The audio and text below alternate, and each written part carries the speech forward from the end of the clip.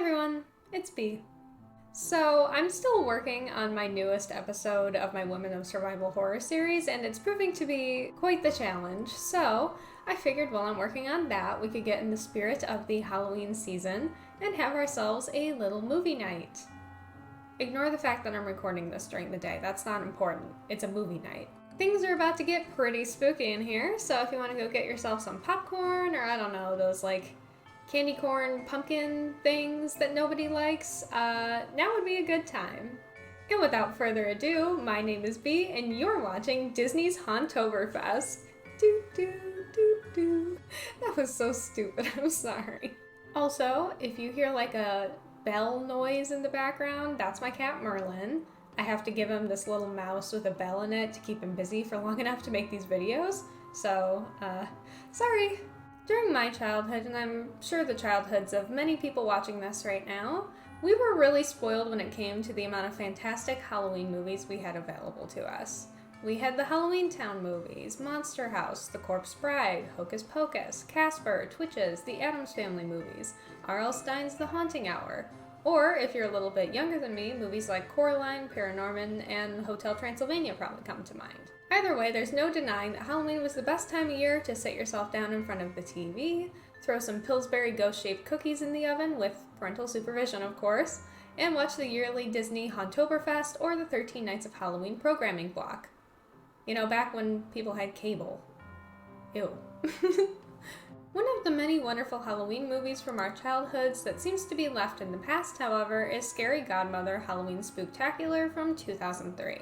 This animated kids movie based on the Scary Godmother book series by Jill Thompson is definitely a forgotten gem that I remember watching quite a lot when I was a kid, but I don't see mentioned very often when it comes to people talking about their favorite Halloween movies. But I think it's about time we change that and see what Scary Godmother's Halloween Spooktacular is all about. The very first thing that I noticed about this movie right off the bat is the ultra-stylized art style with the comic book-esque outlines on all the houses lining this residential street on Halloween night. And just to address the elephant in the room really quickly, the animation in this movie does feel a lot like a PS2 game cutscene, for a lack of a better way to describe it. It's definitely wonky, but I think it makes it a little bit more charming. As the movie begins, we meet Katie and Daryl. Katie is dressed up as a cat and is impatiently waiting outside of the cemetery gates for her friend Daryl, who is dressed up as a piece of candy and is apparently running late. Daryl says that his ingenious plan to dress up as a piece of candy for Halloween is all part of his scheme to make people give him more candy, since the candy that they have will look small in comparison to his costume, which definitely makes sense. As the two of them wait for their friend Jimmy to arrive, their buddy Bert flies by in his handmade car costume, making race car sounds as he runs past them. Daryl gets his attention, but Bert pretends like he can't hear him as an excuse to say, "Let me roll my window down," and then moves his hand like he's using one of those crank windows that cars used to have. Shout out to my followers old enough to remember when you used to have to manually roll down your car window. Katie asks him what he's supposed to be, and he says he's a baseball player driving his SUV that's loaded with all the options, including anti-lock brakes and an atomic-powered laser cannon, which has got to be the most specific Halloween costume I think I've ever heard of.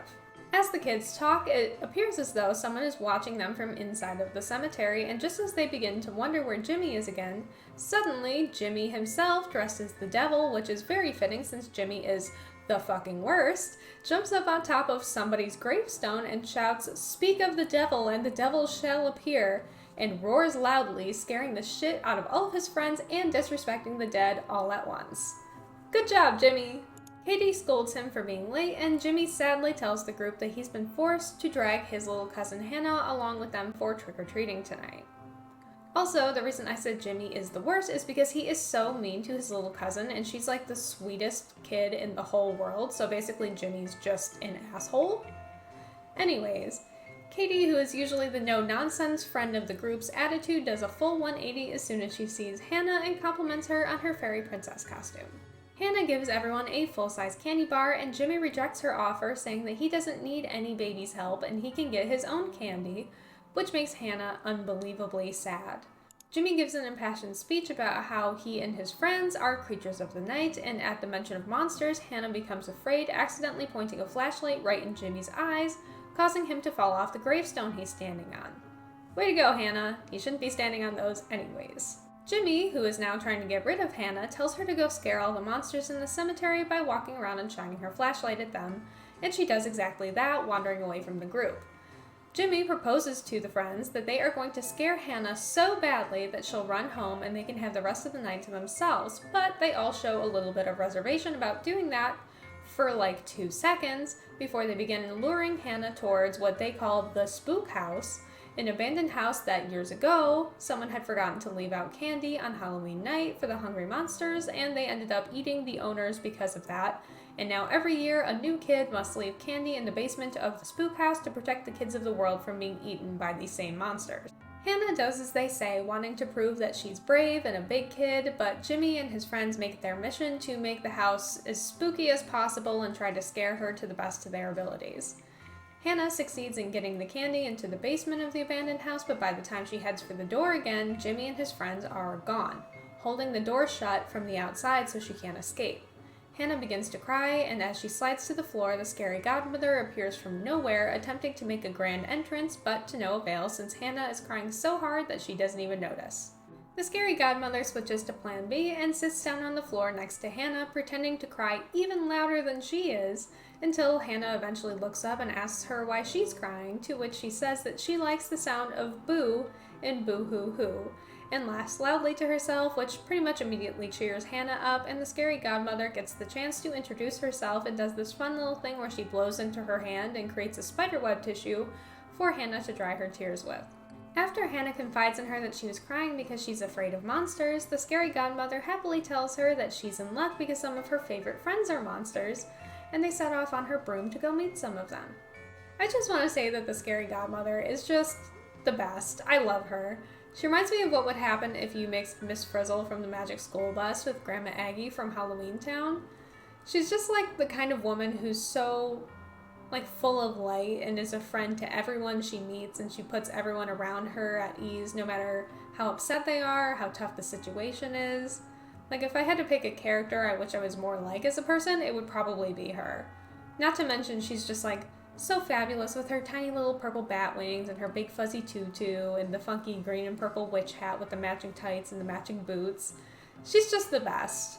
Hannah and the Scary Godmother fly their way to the Fright side, and they are just having a great time.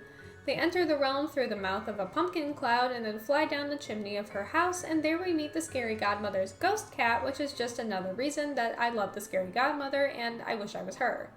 Flash back to the normal realm, and we see Jimmy and his friends laughing it up on the lawn outside of the spook house until they realize Hannah isn't coming out and they have seriously messed up. Meanwhile, in the Scary Godmother's realm, she is searching high and low for her roommate, Scully, who makes a very dramatic entrance out of a nearby closet, appearing in the doorway with a big old top hat and a bow tie, and I feel like this is probably a skeletons in the closet joke. If it is, it's a pretty good one. Anyways, Scully says that he is late because... Scary Godmother, sorry to be so late, but I just had to get these old bones bleached for the party. You look 300 years younger. I got a feeling he's a little... Not that there's anything wrong with that. Okay, confirmed. It was a skeleton in the closet joke, as Scully explains that he works in the closets of all the old houses, keeping their secrets. In his attempt to ease Hannah's fears about monsters, he accidentally makes her pass out with talk about creepy and crawly spiders, which the Scary Godmother scolds him about. We get this fun little scene of the Scary Godmother using her magic to decorate the house for the party, and I wished I lived in this house so bad. You've heard of the Barbie dream house? This is the Bee dream house. Back in the normal realm, and we see Jimmy and his friends still sitting on the lawn, pacing around and trading candy with one another while they wait for Hannah. I honestly love the scene of Katie and Daryl trading candy. Katie says that she likes trading with Daryl because she never knows what candy she wants until he picks it out first. And as Katie excitedly negotiates candy trades with him, he just seems to be having none of it. He could not care less at all. But Katie says she'll trade him one last box of candy for 3 kisses, which Daryl is really confused about because he says he doesn't have any before the realization hits him, which is just such a certified, middle school moment. TM. They are supposed to be 12, so it makes sense. They actually lean in for a kiss while a harp plays in the background, but it's broken up by Bert, who pretends to talk into a walkie-talkie to get their attention. Jimmy tries to correct him by saying that no one puts CB radios in SUVs anymore, and Bert absolutely destroys Jimmy by replying, You just left your baby cousin to the mercy of killer monsters on Halloween night, and you're concerned with the additions and upgrades in my cardboard SUV? Fucking got him, Bert. Good one, buddy. Back in the Scary Godmother's realm, and we see Hannah, Scully, and the Scary Godmother getting ready for the party.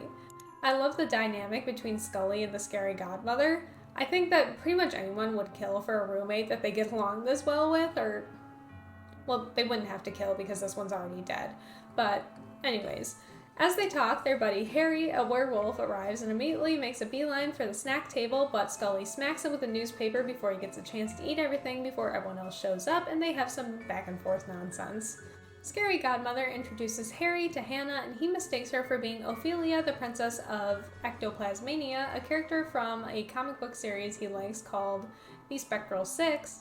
As Harry talks her ear off about the comic/TV series while downing an entire plate of candy apples, Scary Godmother scoots in and silently apologizes for him, and we get a fun little scene called Treats with Your Hostess Scary Godmother, which has the cutest art style I think I've ever seen, and where she explains that if you take 2 crackers, one with peanut butter and the other with jam, smush them together and feed it to an especially chattery werewolf, it'll keep him busy for a while.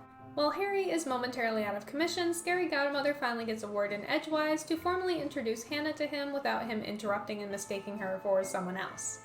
But as she's doing that, the doorbell rings and she happily announces that she'll get it and pushes both Scully and Harry over on her way to the door.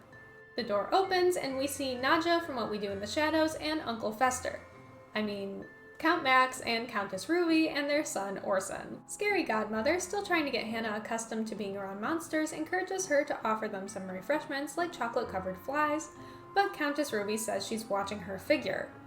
I think you can make an exception for 6 millimeters of chocolate, Ruby. I think it'll be okay. Anyways, as Scary Godmother walks away from the door, she realizes that the Countess and her family can't come in because, seeing as they're vampires, they need to be invited in first. Hannah thinks that this is very polite, and the two of them curtsy to the vampires, and they enter the house. Scary Godmother says that they can help themselves to the food, and the vampires mistake Hannah as being the food that she's talking about before she corrects them. Orson and Hannah get to talking since they're both little kids about things like school, and both of them are surprised by the fact that Hannah can't see in the dark but Orson can, and vice versa. Ruby, his mom, says that Hannah is his first real human, and the Scary Godmother says, "Cute." It is pretty cute, they're adorable. I specifically love this part of their conversation. I don't sleep in a coffin at all. You're homeless? I just think it's adorable. The party is finally in full swing and the monsters are mingling. Harry is clearly annoying everyone, so Count Max hypnotizes him into falling asleep. Thankful that someone has finally gotten Harry to stop talking, Scully offers the Count a drink, and he orders a Bloody Mary. Hold the Mary. You get it? It's actually pretty funny. I giggled when I watched it. The final guest arrives at the party, and the Scary Godmother opens the door to Bugaboo, a gigantic, furry purple monster with 5 eyes and a giant mouth full of sharp teeth. Hannah screams at the sight of him, and Bugaboo screams right back. Bugaboo says, "If I start scaring kids after hours, I'm going to have to put in for overtime," and begins following after Hannah, making the situation worse and effectively wrecking the party. Thinking on her feet, Hannah grabs her flashlight and points it at him to scare him away since that's what her dad said to do, but it doesn't work. Bugaboo just says, "What are you, a coal miner?" Sorry, I'm not good at accents.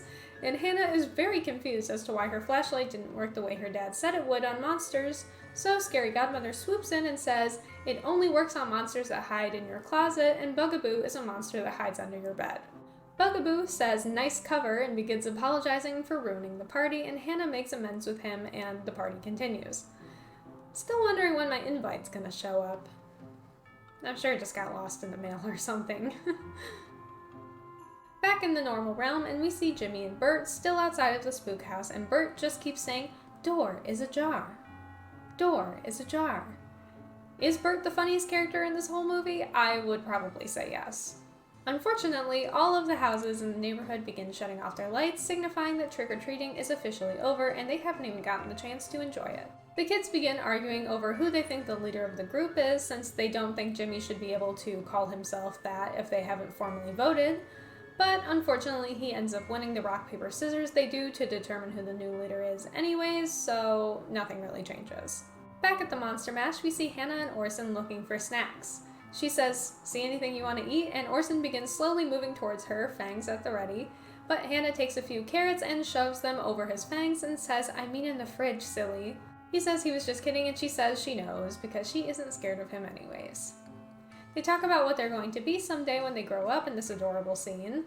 Someday I'll be a movie star, princess, veterinarian, astronaut, ballerina. With a pony. Cool. It's just so wholesome. This is the most wholesome Halloween movie in the world, I'm pretty convinced. We cut to the adult monsters talking in the other room, and Scary Godmother compliments Countess Ruby on her dress, to which she responds, This old thing, I was practically buried in it. I gotta start using that line. Next time someone compliments me on one of my dresses, I'm just gonna say that with absolutely no context. When I was a kid, it was kind of like a running joke that I looked like a vampire, so I guess I can just keep that going and make people wonder if I'm truly undead or not. Count Max says that he hates newfangled fashions because they're too modern and too little for his taste. You can practically see her ankles. I'm just gonna play this whole clip for you because it's so freaking funny. But her ankles, really? 1 century, these corsets and bustles, and the next thing you know, it's platforms and miniskirts? Exactly. What do you have against platforms and miniskirts, Max? Just admit you aren't serving and move on. A little later on, and Count Max seems pretty down, so Ruby comes over to him and says, "What is wrong, my love? You're usually the death of the party." Which was my best vampire impression, and I'm pretty proud of it, so I'm leaving it in, even if I might be embarrassed by it later when I'm editing this. I like their relationship. It's very, Morticia and Gomez. Max says that he's upset because he's no good at parties and he feels very out of touch and self-conscious, but Ruby reassures him. I like that Ruby constantly holds her hands like this because I also do this, or this, or this. I never put my fucking hands down. Ruby tells Max that if he wants to break the ice, he should try telling a joke, which he's excited to try. But first... I gotta stop doing vampire impressions. This is not good for me or for anyone probably watching. Meanwhile, Harry has literally eaten everything on the whole buffet, and Scully comes rushing in, rolled up newspaper in hand, and yells "bad dog" at him, absolutely losing it, seeing all of his hard work gone to waste. And I love this scene of Orson and Hannah talking about the food. It's just... I'm happy that they're friends. As a backup plan, they decide to get pizza, and everyone is super excited except for Max, who starts up on another one of his back in my day rants. But luckily, Ruby elbows him to get him to shut up so he doesn't end up being a party pooper again. So Max corrects himself by saying, "Pizza is a groovy idea." I really gotta stop with the vampire impressions. Oh my god. And Orson says, I know, they're so embarrassing, I could just live. I'm really embarrassing myself in this one, good lord. As the group decides what kind of pizza to get, Hannah and Bugaboo realize that they both like pizza with cheese and olives, and Bugaboo doesn't eat kids despite what her cousin, the asshole, or Jimmy, has told her. Harry does a quick fourth wall break for some reason, and then we're back to the normal realm where the kids are still freaking out about having left Hannah in the spook house. Everyone is worried for Hannah's safety, except for Jimmy, who literally couldn't give less of a shit because he's a big kid who doesn't believe in monsters. Ooh, you're so cool, Jimmy. It's so cool not to care about the well-being of other people and to have questionable morals at the ripe age of 12 years old. Back at the party, the pizza delivery skeleton shows up and hands Scary Godmother 12 entire pizzas, and says that that will be $197, tip not included, which seems like a lot, but luckily our friendly neighborhood pizza place offers an alternate way to pay. You could always sign for it. No. Sorry. My soul is worth more than 12 pizzas. Probably a good call, Scary Godmother. I think my soul is probably worth more than 12 pizzas too. Maybe like 12 pizzas and a side of cheesy bread or mozzarella sticks or something. Scary Godmother reams Harry out for ordering so much food, and they all realize that none of them have any money on them to pay for the pizza, so they basically shake down Bugaboo for some extra cash and pay the delivery skeleton so he can be on his way, without having to steal anyone's souls or anything. Scary Godmother then goes back to yelling at Harry for wrecking her party, and he says he'll do anything to make up for it so long as he can have his pizza. So she says that he'll have to help her in the pumpkin patch, knit spider webs, clean the tombs, and he'll have tonight paid off by Halloween next year. Frankly, I think I'd be happy to do those things even if I wasn't paying off a debt to the Scary Godmother. She just seems fun to hang out with. Like, sure, I'll garden and knit with you. What, are you kidding? I'd love to, that sounds great! Max finally makes his attempt at a joke, like his wife suggested, and says, "Well, other than that, Miss Lincoln, how do you enjoy the show?" Complete silence. Very tasteful, Max, thank you. Now that Hannah and Bugaboo are friends, she gives him a piece of her candy, and he asks how she knew that monsters like candy, so she explains that her cousin and his friends sent her into the spook house to leave candy in the basement so that monsters wouldn't eat all the kids in the world. The monsters laugh, and the Scary Godmother reassures her that none of them would eat her, even if Max is kind of looking at her like Jasper looks at Bella in the first Twilight movie. Bugaboo realizes that Jimmy is on his route, and he's due to scare him every Thursday. Hannah asks if big kids get scared because this is new info to her, and Bugaboo says, "Oh yeah." And the Scary Godmother asks where Jimmy is now, and that it's about time that they taught those big kids a lesson. And the monsters set off to the spook house to wait for Jimmy and his friends to enter looking for Hannah. Jimmy tries to order his friends to go in without him since he's the leader, which is obviously just a cover since he's clearly too scared to go in himself. But they finally all decide to go in together after some arguing and find Orson. Jimmy asks him if he's seen a little kid dressed as a dumb fairy princess, probably bawling her eyes out like a big baby. Ooh, you're so cool and edgy, Jimmy, wow. Anyways, as Jimmy explains to Orson what he and his friends are dressed as, Orson beats him to the punch and correctly guesses that Bert is dressed as a baseball player driving his SUV with a laser cannon, which... very perceptive. Jimmy and his friends begin arguing over whether or not they think Orson is a real vampire or not, and Orson threatens to tell his dad that Jimmy said he wasn't a real vampire, and with his call, the Count and Countess show up and scare the shit out of them, which causes them to back up into Skelly, who begins singing a song that sounds straight out of a Broadway musical, and then falls to pieces, which scares them even more. They then see Harry, who believes Daryl is a real piece of candy and tries to eat him, and as that's going on, the Scary Godmother swoops in on her broom and cackles, leading them towards the same dark basement that they force Hannah to go into, where Bugaboo is waiting to scare them. Hannah then descends the staircase, pointing a flashlight at Bugaboo, who does the best acting he can muster, saying, "Oh no! Not the light of a flashlight! My eyes! My eyes!" And she saves Jimmy and his friends, pointing her light at all the monsters along the way who pretend to go along with it, and gives some super melodramatic performances in response, especially Harry. And everyone's are very funny, but the Scary Godmother's is like disproportionately scary.